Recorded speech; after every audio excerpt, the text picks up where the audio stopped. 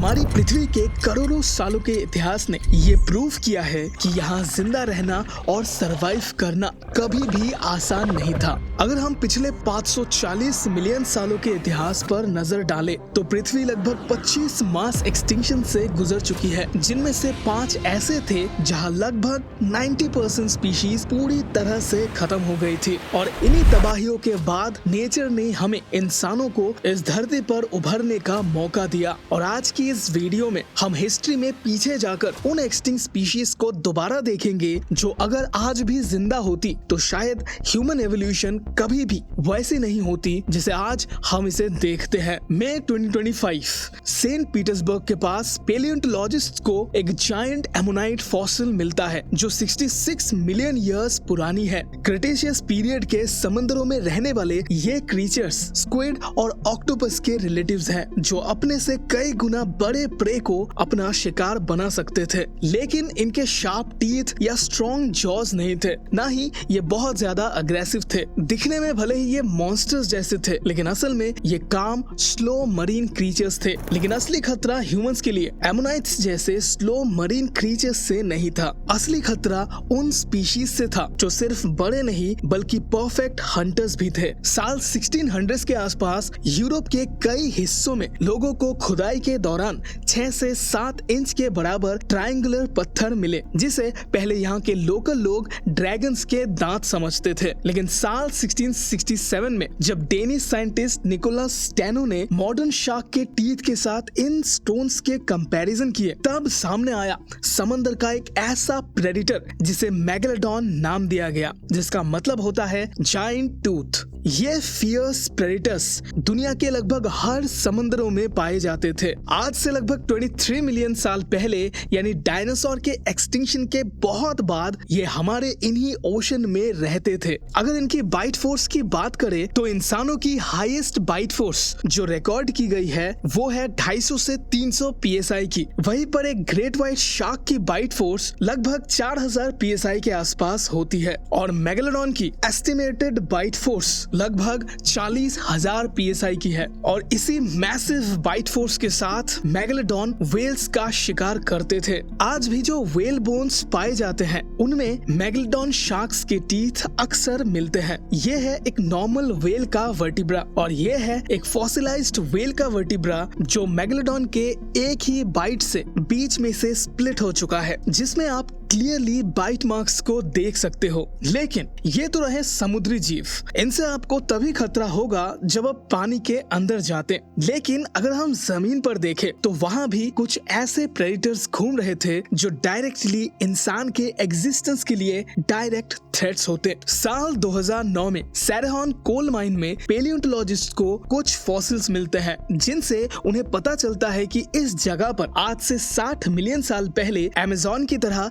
एक rain forest हुआ करती थी। और इसी एक्सपेडिशन में उनके सामने आई एक वर्टिब्रा। पेलियोंटोलॉजिस्ट को पहली नजर में लगा कि ये किसी मैसिव क्रोकोडाइल का वर्टिब्रा हो सकता है जो 66 मिलियन ईयर्स पहले इसी रेन फॉरेस्ट में रहते थे। लेकिन यहाँ एक प्रॉब्लम साइंटिस्ट के सामने आती है। ये वर्टिब्रा किसी भी बाकी क्रोकोडाइल वर्टिब्रा से मैच नहीं कर रही थी। और जब साइंटिस्ट ने इस बोन को डिटेल में स्टडी किया तो सबसे पहले उन्होंने देखा कि क्रोकोडाइल के वर्टिब्रा फ्लैट और शॉर्ट होते हैं, लेकिन ये वर्टिब्रा ज्यादा लॉन्ग और सिलिंड्रिकल था। इसी के साथ इस बोन के दोनों साइड्स पर मसल अटैच्ड होने के मार्क्स अलग पैटर्न के थे जो क्रोकोडाइल में नहीं बल्कि स्नेक्स में पाए जाते हैं। और जब इन वर्टिब्रास को आज के एनाकोंडास और पाइथन के वर्टिब्रास से कंपेयर किया गया तो स्ट्रक्चर बिल्कुल मैच कर गए। ये एक जाइगेंटिक प्रीहिस्टोरिक स्नेक का वर्टिब्रा था जिसे नाम दिया गया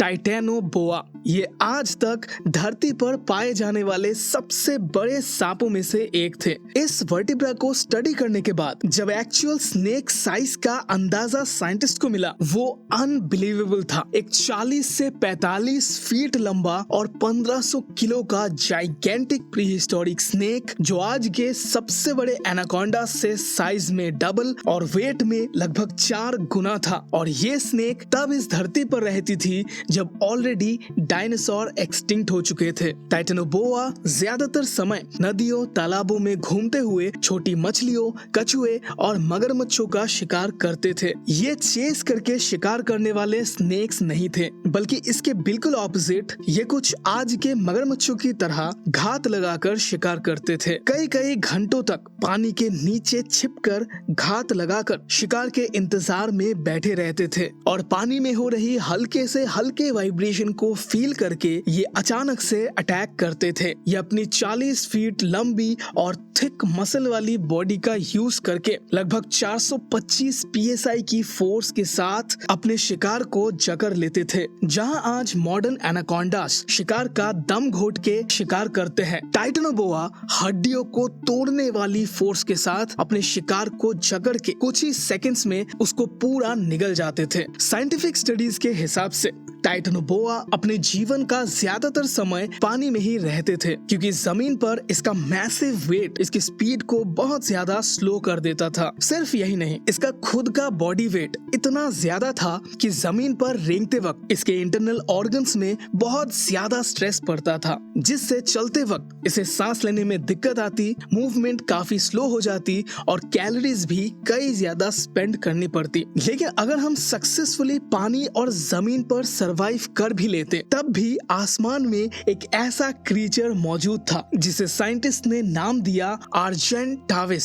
साल 1980 के आसपास साइंटिस्ट को अर्जेंटीना के ग्रासलैंड्स में कुछ wing bones, leg bones, shoulder bones के फॉसिल्स मिले। बोन्स के साइजेस और प्रोपोर्शन से साइंटिस्ट ने जब एस्टिमेट्स लगाए तो इस बर्ड का साइज एस्टोनिशिंगली मैसिव था। तकरीबन 20 फीट जितनी चौड़ी विंग स्पैन के साथ एक 100 किलो का जायंट बर्ड, जो आज के मॉडर्न वल्चर्स के एंसेस्टर्स थे, और ये तब इस धरती पर रहते थे जब सेबर टूथ टाइगर पाए जाते थे। ये इन्हीं ग्रासलैंड्स में उड़ते हुए छोटे हर्बीवोरस जानवरों का शिकार करते थे। ये बर्ड अपने शेयर साइज और स्पीड, इन दोनों के कॉम्बिनेशन से सक्सेसफुली अपने शिकार को पकड़ लेते थे। अपने इन मजबूत विंग्स के साथ ये 80 से 100 किलोमीटर तक की रफ्तार से उड़ सकते थे, लेकिन इनकी हैवी बॉडीज की वजह से टेक ऑफ के लिए इन्हें अपहिल रन या विंड का सहारा लेना होता था। ये वल्चर्स तकरीबन 100 साल तक जिंदा रहते थे और इकोसिस्टम में इनका शिकार करने वाला भी कोई नेचुरल प्रेडिटर मौजूद नहीं था। लेकिन इसके इसी मैसिव साइज की वजह से